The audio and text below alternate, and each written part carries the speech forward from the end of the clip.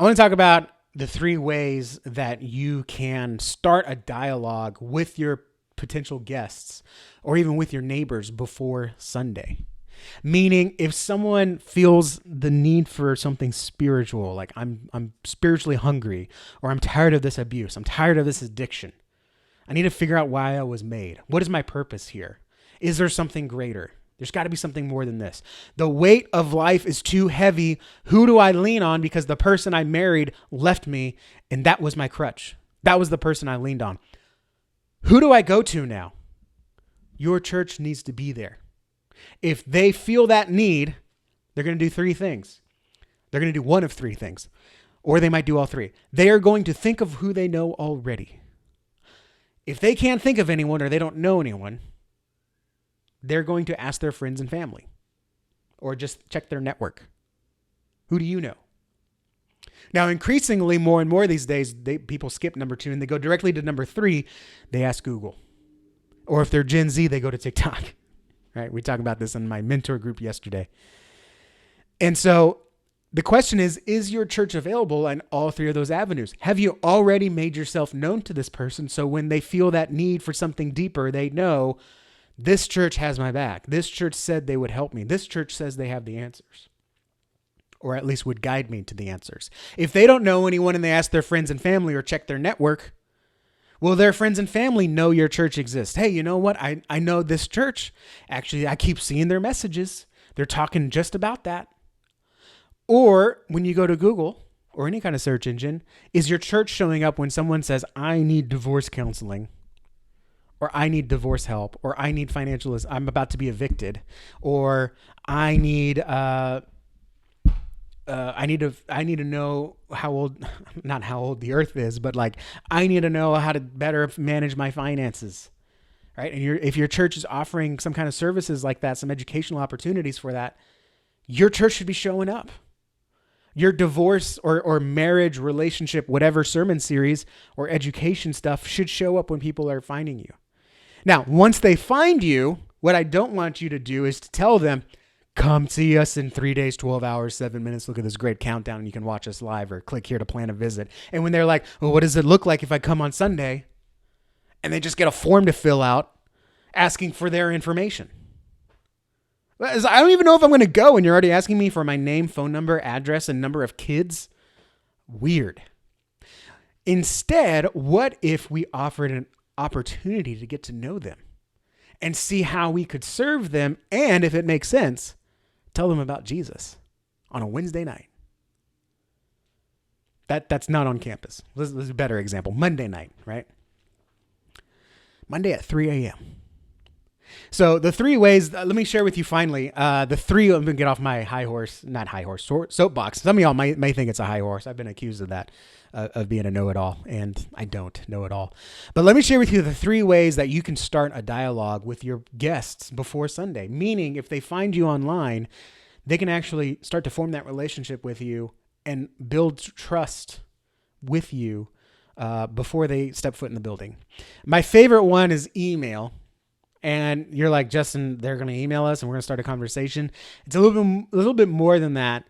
The way you initiate that conversation over email or text, it could be email or text, is to offer them something ahead of time. Meaning, if I'm new in the area and you, church, offer me like, hey, these are the 10 best places to take your kids at all different price levels, ranging from free to paid, right? That's valuable to me. I'm new in the area. I don't know anyone. But if your church is going to tell me the best places to go, right, I'll check that out. Here's my email. Send me that information. Maybe me and my wife are going through hard times. We're not ready to see a counselor, but we're looking for information.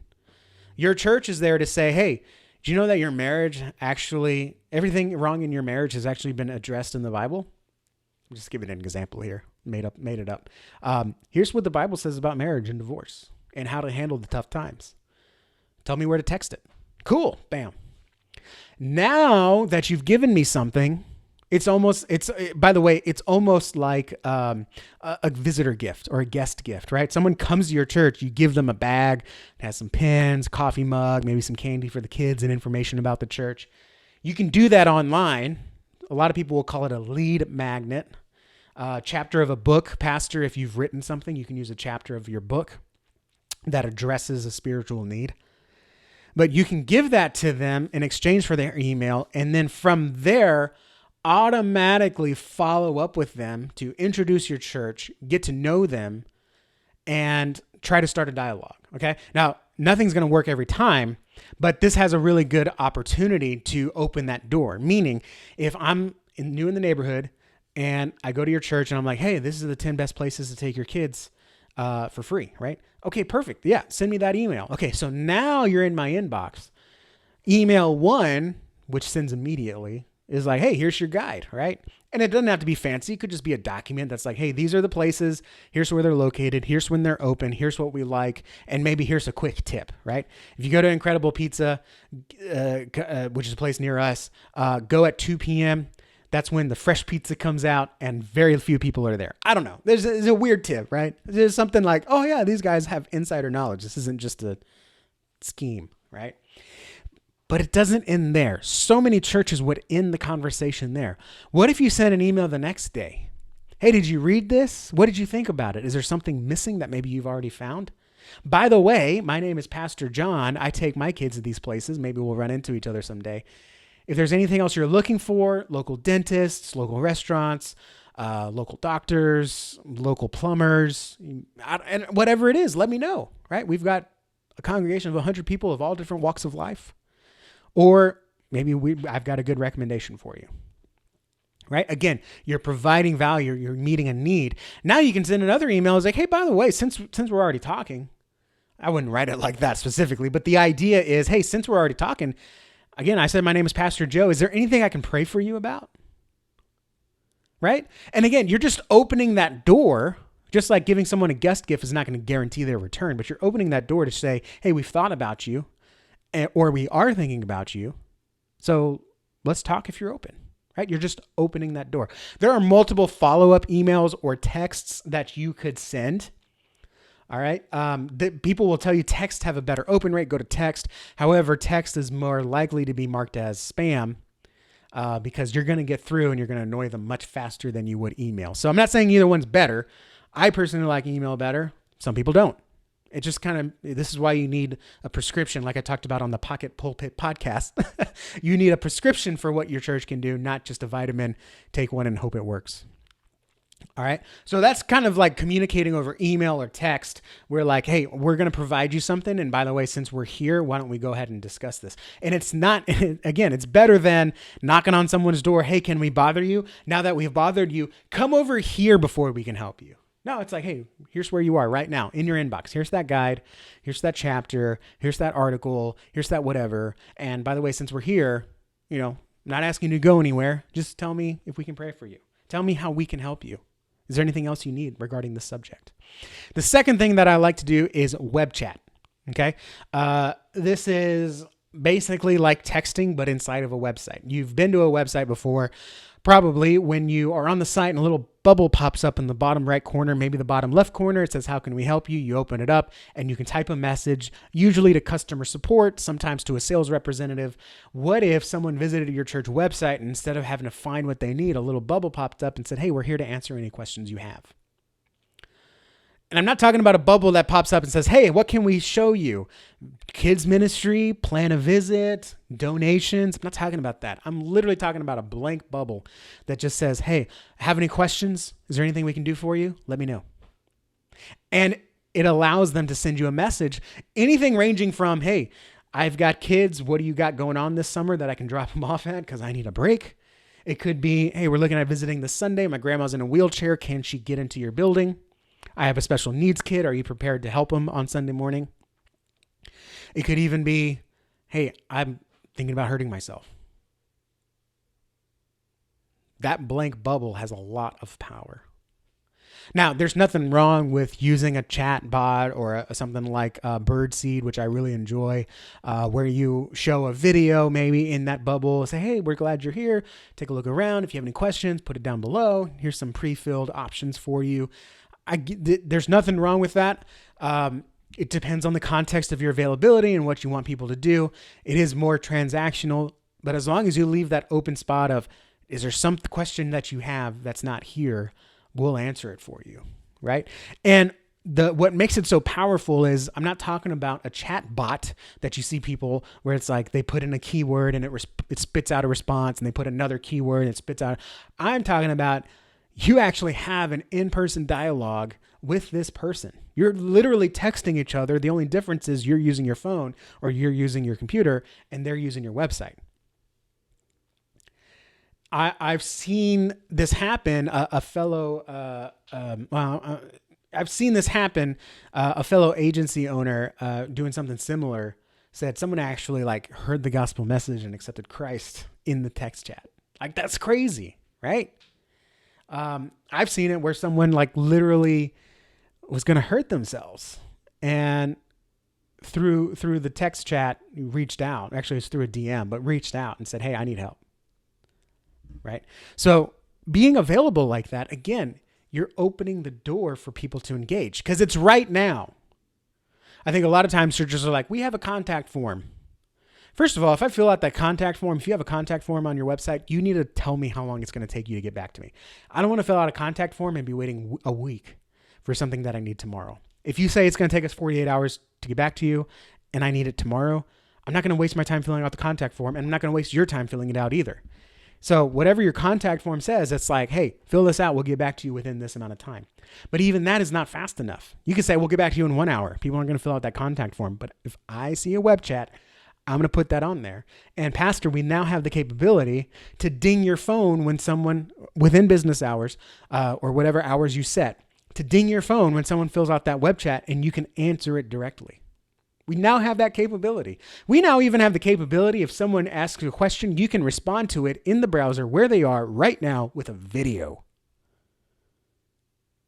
And add that personal touch so they don't think they're chatting to a robot or some random person, but they actually see you, Pastor. The same guy they see on the sign, the same guy they see on the website, they see you physically responding to them with a video. And again, this gets us immediate answers, immediate value. So if someone's looking for a church and it says, hey, how can we help you? And they're like, I have a special needs kid. Can I bring him or her? Is there anything that she can do there while I'm there?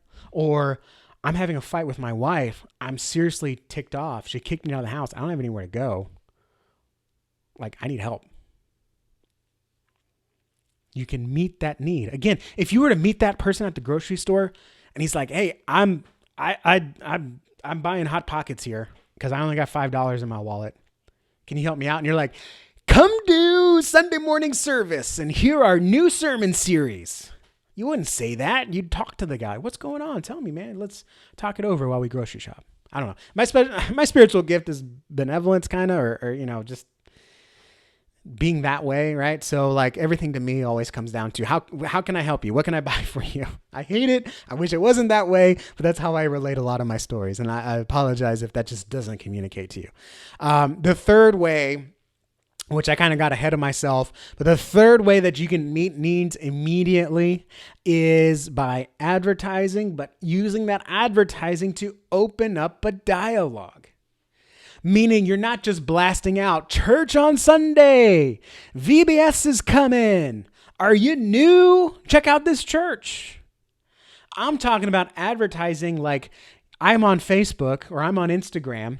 Let's be more modern. I'm on TikTok and I see a video that says, hey, if you're new in the area and you just need someone to talk to because you're having a hard time, send me a message. I'm the pastor of this church. And I'd love to pray for you and maybe get you some counseling if you feel like you need to talk to someone. We're here for you to lean on. When you have no one else to count on, we'll be here for you. Or they're on Instagram and it's like, hey, I'm the pastor of this town. And if there's any way I can pray for you and your family, if there's any needs that we can talk about meeting, send me a message and we'll do that. You can even, I love my buddy Tom Pounder, shout out to Tom. They're running a text campaign where it's like, hey, we're coming into Easter. And if you feel like you need to get your heart right with God, this isn't their exact messaging, then text this number and we'll text you daily devotional. And by the way, if you text this number, maybe, I don't know if they have it set up this way, but maybe if you text something besides the keyword, we'll actually be there to respond. What are your questions about Jesus? What are your questions about Ishtar, I don't know, whatever you want to answer these people, whatever your community is suffering from, be there to answer their questions. So you can use advertising to start that dialogue. I got another agency owner who's running a campaign for his church where they're putting out yard signs. Text this number for help. What kind of help? I don't know. But if I text that number and they're like, yeah, we can help with that. Dude, tell me more. I need counseling. I need money. I need help moving. I need gas. I'm $300 short on rent. What does that look like? Hey, I just need good. I mean, I've had people to say like, hey, I just need good vibes. Right? And it's like, okay, well, I can't give you good vibes, but we can pray for you and tell you about Jesus, you know. Email, web chat, texting, advertising. These are all ways that we have to immediately communicate again with people where they are and when they are. That is so huge. We used to say we're going to meet people where they are. How about when they are? And we now have ways to get people immediate answers. So even on Monday morning at 3 a.m., and I go to the church website, I don't have to wait till Sunday to get answers. We've got your sermon archive. We've got blogs. We've got resources, devotionals, places we can send people even. If we're not going to provide the answers, we can send them to where the answers are. We no longer have to wait till Sunday to meet people where they are. We can meet them where they are and actually start that dialogue, start the relationship. So when Sunday comes, you're John? You're the guy I've been texting? Dude, I am so glad you're here. How great of a feeling would that be if instead of seeing a guest and like, I wonder if this is their first time here, or, hey, can someone go talk to them? It's their first time here. You're like, dude, it's John. I recognize your profile picture. What's up, Pastor Joe? Glad to have you, man. Let me go find you a good, like, dude, how much easier is that when you're like, dude, John, so good to see you. But let me put you right here. This seat's closest to the bathroom if you need it. It's not going to blow your ears because you're not right next to the speaker system. If there's anything you need, let me introduce you to Susan, and she's a greeter here. She's an usher. If you have any questions, she'll walk you around the building, give you a tour. Susan, come over here. And like, how great is that versus, hey, is this your first time here? Hey, so glad you're here. Can I show you we got a special section just for new people. Like, oh, how single, I'm getting anxiety just talking about that, right? Like, how much better is it if you already know that person? This is the power of marketing that we have today.